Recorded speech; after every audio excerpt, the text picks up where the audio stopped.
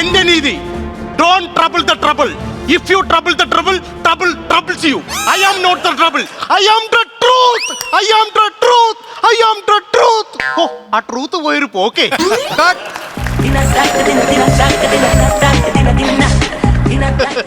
Super shot. Super ആയിരുന്നല്ലോ. കഴിഞ്ഞല്ലോ. ഒരു സെക്കൻഡ്. പിന്നെ സത്യം പറഞ്ഞ മോണിറ്ററിൽ നോക്കിക്കൊണ്ടിരുന്നപ്പോ കണ്ണെടുക്കാൻ തോന്നില്ല, അമ്മാതിരി പെർഫോമൻസ് ആയിരുന്നു. അതങ്ങനെയാണല്ലോ, അത് പിന്നെ പ്രത്യേകിച്ച് പറയേണ്ട കാര്യമുണ്ടോ? പിന്നെ നിങ്ങൾ എഴുതി തന്ന ഡയലോഗിൽ നിന്ന് ഒരു സാധനം ഞാൻ കയ്യിൽ നിട്ടായിരുന്നു.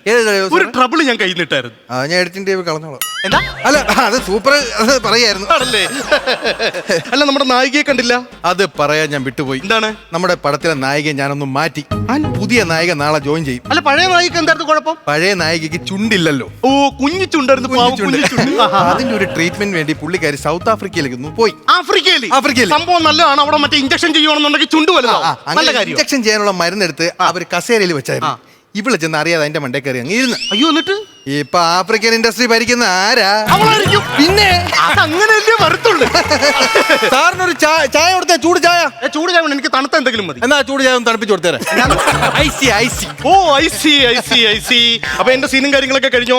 സാറ് സീനും കാര്യങ്ങളൊക്കെ നമുക്ക് എടുക്കുന്നതിന് മുമ്പ് സാറ് വേണമെങ്കിൽ പോയി ഒന്ന് റെസ്റ്റ് ചെയ്തോ, കുഴപ്പമില്ല. അല്ല, ഈ റെസ്റ്റ് എടുക്കുന്നതിന് മുമ്പ് എനിക്ക് ചെറിയൊരു പരാതി ബോധിപ്പിക്കാനുണ്ടായിരുന്നു. എന്താണ്? കാരണം ഞാൻ ഈ തെലുങ്ക് സിനിമയിലൊക്കെ ചെയ്യാൻ നിർത്തി എന്റെ അമാനുഷികത ഞാൻ ഇവിടെ കാണിക്കാറുണ്ടായിരുന്നു. അതായത് ഓടുന്ന ട്രെയിൻ പിടിച്ചു നിർത്തുക, JCB എടുത്ത് വില്ലനെ അടിച്ചിടുക. അങ്ങനെ ഒരു സീൻ നമുക്ക് ഈ സിനിമയിൽ ചെയ്യാനായിട്ട് പറ്റിയിട്ടില്ല. നമ്മുടെ സബ്ജക്ട് എന്ന് പറഞ്ഞാൽ ഫാമിലിക്ക് കാണാൻ വേണ്ടിയിട്ടുള്ള സബ്ജക്ട് ആണ്.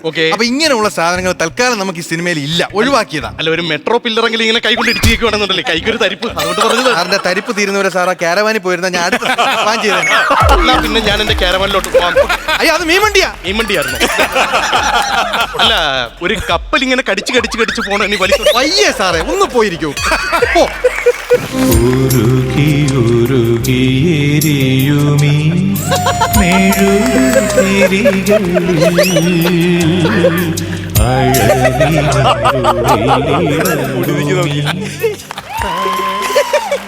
ഉന്മേഷം ഉണ്ടാ.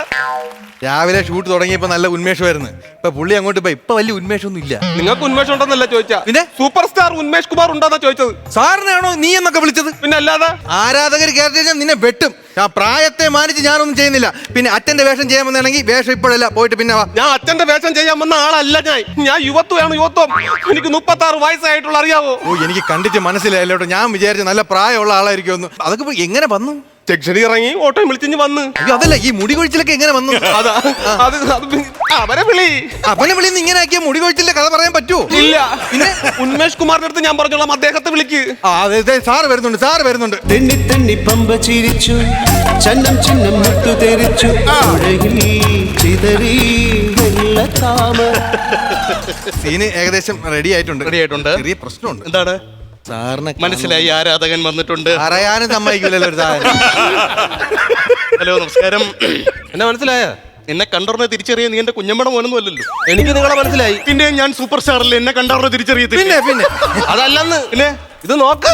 എന്താ? നിങ്ങൾ ഒറ്റ ഓടത്തിനാണ് എന്റെ തല ഇങ്ങനെ ആക്കി വെച്ചത്. എന്നാ ഞാൻ നിന്റെ മുടി മൊത്തം കടിച്ചു പറിച്ചെടുത്തോണ്ട് പോയ അല്ലെന്ന്. പിന്നെ ഞാൻ കാണിച്ചു തരാം. താണ്ടെ എന്തോ ഇതൊന്ന് കണ്ടു നോക്ക്. ഹായ്, എന്റെ കോൺഫിഡൻസ് എന്ന് പറയുന്നത് എന്റെ ഹെയർ ആണ്. ഷൂട്ടിംഗ്, ഡബിംഗ്, ഇനാഗ്രേഷൻ എന്നീ തിരക്കുകൾ മൂലം എനിക്ക് എന്റെ ഹെയർ ഒന്ന് ശ്രദ്ധിക്കാനേ പറ്റിയില്ല.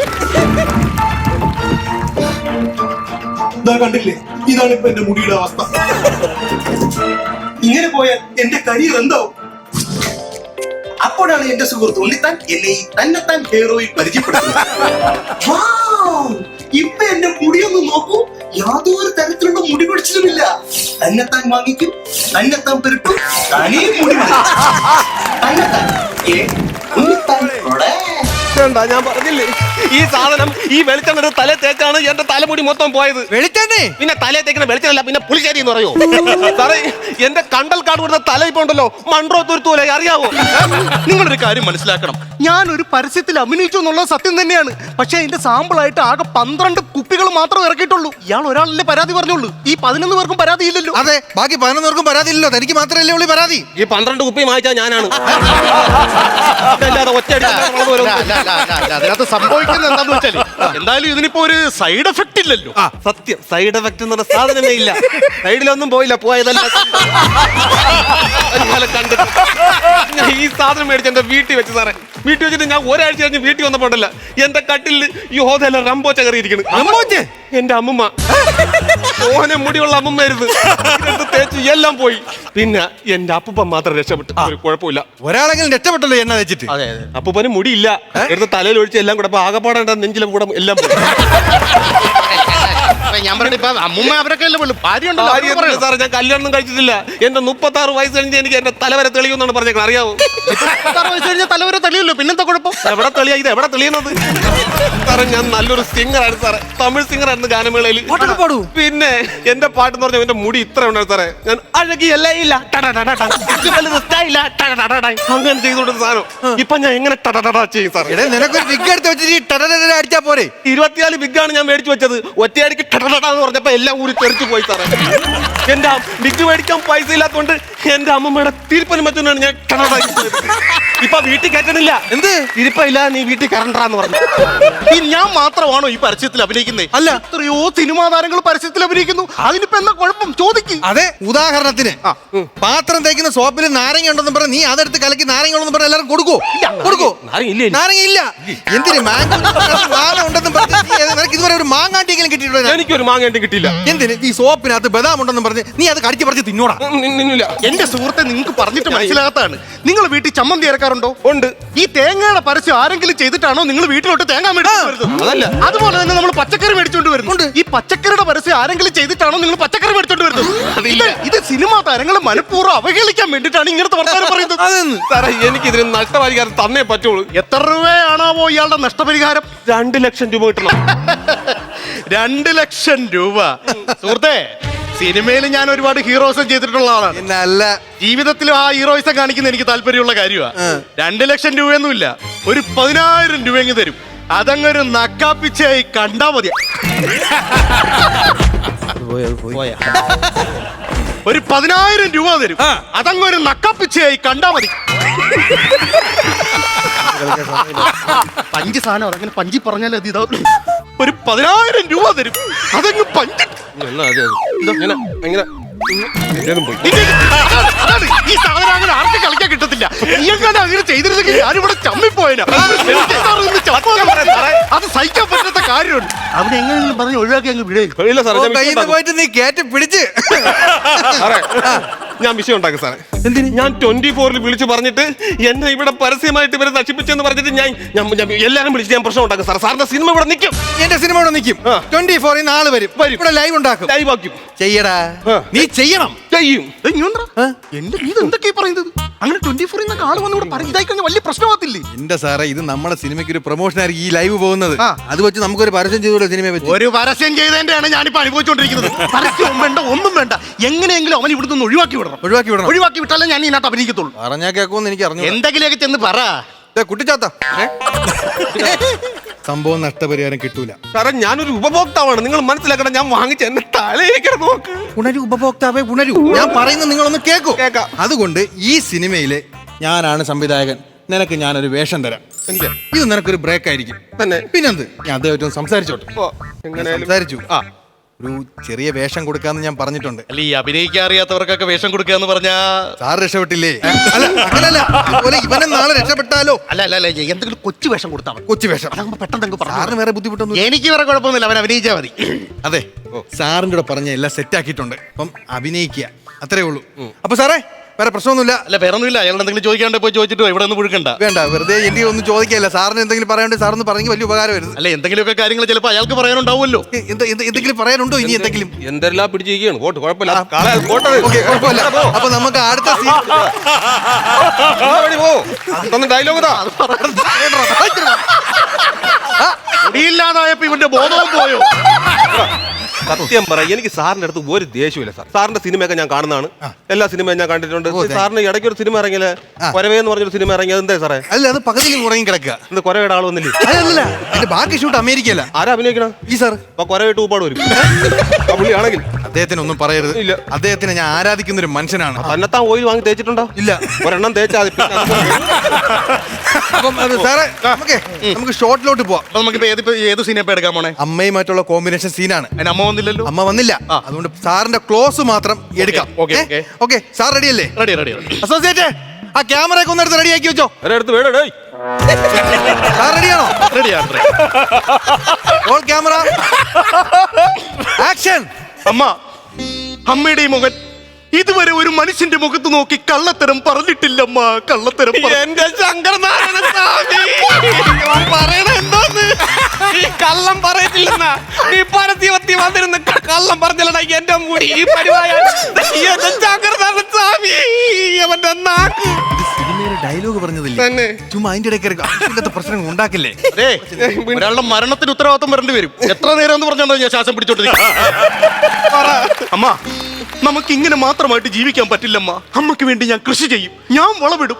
ഞാൻ വളവിട്ടതല്ല, നട്ട് നനച്ച് വളർന്നിട്ടേ ഉള്ളമ്മ. എന്റെ ശങ്കരനാരായണ സ്വാമി എന്തൊക്കെ വിറ്റ് പറയണ എടാ, നീ ഇതൊന്ന് തളിച്ച് വളർത്തിത്താടാ. നീ വിത്ത് മാത്രം നീ ഇടാതെ വിളമ്പിത്താടാ നീ ഇത്. അല്ല, മൂട് പോയി.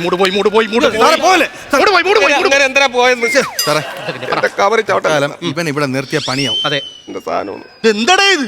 പറഞ്ഞിട്ടൊക്കെ എടുത്തോണ്ട് പോണം. അത് നമുക്ക് അടുത്തൊരു സീൻ എന്ന് പറഞ്ഞാൽ അച്ഛനും മകനുമായിട്ടുള്ള ഇവനാണ് അച്ഛൻ ചെയ്യുന്നത്. കുറ്റിവേഷമാണ്. കുച്ചുവേഷം അഭിനയിച്ചോടെ പോകുള്ളൂ. സാറ് കയ്യിൽ നിന്നിട്ട് കളിച്ച് കയറ്റിക്കണം. അത് നമ്മൾ പറയാം, അവനെ പറഞ്ഞു പുതിയ ആളല്ലേ, എക്സ്പീരിയൻസ് ഒന്നുമില്ല. പറഞ്ഞു. അതെ, നിങ്ങളെ വെച്ചിട്ടുള്ള സീന എടുക്കാൻ പോകുന്നത് അച്ഛനുമായിട്ടുള്ള. അത് നിങ്ങളുടെ മകനാ. പണ്ട് വർഷങ്ങൾക്ക് മുമ്പ് നാട് വിട്ട് പോയി.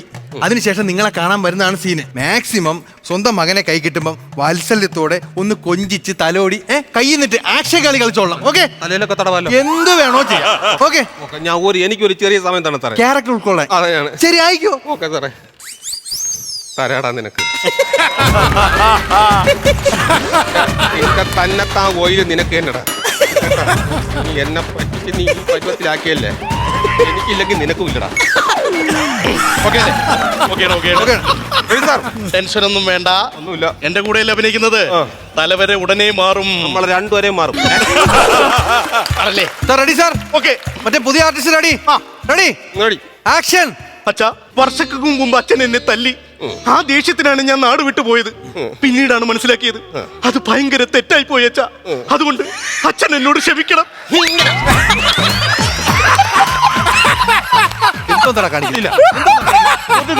അവിടെ ഷോട്ട് എടുത്തോണ്ടിരിക്കല്ലേ, അതിന്റെ ഇടയിലാണ് നിന്റെ കൊതുക്. അല്ല, ഈ കാലേ വീഴുന്നത് ശരിയാവില്ല, അത് വേണ്ട. സാർ കാലേ വീഴണ്ട. കാലേ വീഴണ്ട, അത് വേണ്ട. സൂപ്പർ സ്റ്റാർ കാലേ വീഴണ്ട. അതെ അതെ അതെ അതെ. ക്യാരക്ടർ ഉൾക്കൊള്ളണോ? കൊള്ളണം. ശരി, ചെല്ലേ. ചെറുതായിട്ട് നേരത്തെ ചീറ്റിയടാ, ഇനി ചീറ്റൂലടാ. നിന്റെ തലക്കെല്ലാം നിന്റെ തല എല്ലാം പോയിട്ട് നോക്കിയോ, നിനക്ക് നിന്റെ ഊപ്പാട് വരുവാടാ. നോക്കി. ഇയാൾ റെഡിയാണോ? Rolling sir, action. അച്ഛാ, കുഞ്ഞിനാളിൽ അച്ഛൻ എന്നെ ഒരുപാട് തല്ലി.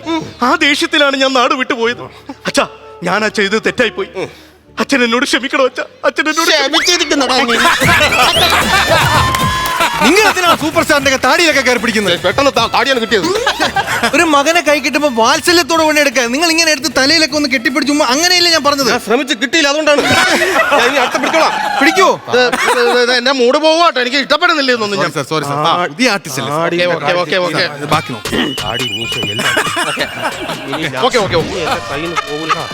ആർട്ടിസ്റ്റ് റെഡിയാണോ? അച്ഛൻ എന്നോട് ക്ഷമിക്കണം, എന്റെ അച്ഛ എന്നോട് ക്ഷമിക്കണം. ഞാൻ ക്ഷമിച്ചു.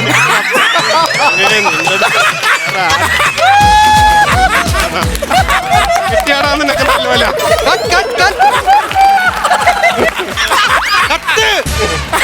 നിർത്തണം. സൂപ്പർ സൂപ്പർ സൂപ്പർ സൂപ്പർ അഭിനയല്ലേ സാർ? അഭിനയമല്ല, മസാജ് സൂപ്പർ ആയിരുന്നു.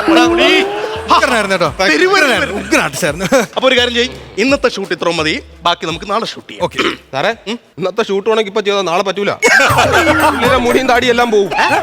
നിന്റെ ഓയിലില്ലായിരുന്ന മറ്റേ എണ്ണ തന്നെത്താ എണ്ണ നിന്റെ തലയിലും മുടിയിലും മീശലൊക്കെ വാരി തേച്ചിട്ടുണ്ട്. നിന്റെ മുടിയുടെ കാര്യം തീരുമാനം ആടാ. അതൊക്കെ പരിപാടിയാണ് കാണിച്ചത്. എന്റെ തലയെ കൊണ്ട് തേച്ചതിനാണോ? ഞാൻ ഇപ്പൊ വരെ എന്തോന്ന് എവിടെ പോണ? എണ്ണ എടുക്കാൻ പോണ? എണ്ണ എടുക്കല്ല, ഞാൻ എഴുതിക്കൊണ്ട് വന്നിട്ടുണ്ട്. എഴുതിക്കൊണ്ട് വന്നിട്ടുണ്ട്. നിങ്ങളെ പോലെയുള്ളവർ ഇതുപോലെയുള്ള പരസ്യത്തിൽ അഭിനയിക്കുമ്പോൾ ആലോചിക്കണം ഇതിന്റെയൊക്കെ ഗുണനിലവാരം എന്താണെന്ന്. നിങ്ങളെ വിശ്വസിച്ചാണ് നമ്മളെ പോലെയുള്ള ഇതുപോലെയുള്ള സാധനങ്ങൾ വാങ്ങിച്ച് തേക്കുന്നത്. എന്റെ മുടിയും പോയി, എല്ലാം പോയടാ. എടോ, ഞാൻ ഇനിയിപ്പോ എന്തോ ചെയ്യടോ? തന്നെത്താനെ വരുത്തി വെച്ചല്ലേ, തന്നെത്താനെ അനുഭവിച്ചോ. എന്റെ ശങ്കരനാരായണ സ്വാമി, നീ എന്റെ വിളി കേട്ടേ.